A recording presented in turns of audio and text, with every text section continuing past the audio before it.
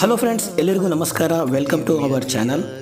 Tirupati bus ಸ್ಟ್ಯಾಂಡ್ನಿಂದ ಕೇವಲ 4 kilometre ದೂರದಲ್ಲಿ ಅಲಿಪಿರಿ ಪಾದಗಳ ಮೆಟ್ಟಿಲಿನ ಹತ್ತಿರನೇ ಈ ಒಂದು ಅತ್ಯಂತ ಅದ್ಭುತವಾಗಿರುವ, ಸುಂದರವಾಗಿರುವ, ಮನೋಹರವಾಗಿರುವ ತಿರುಪತಿ ತಿರುಮಲ ದೇವಸ್ಥಾನದವರು ಈ ಒಂದು ಗೋಶಾಲೆಯನ್ನು ಕಟ್ಟಿಸಿದ್ದಾರೆ. ನೋಡುವುದಕ್ಕೆ 2 ಕಣ್ಣು ಸಾಲದು.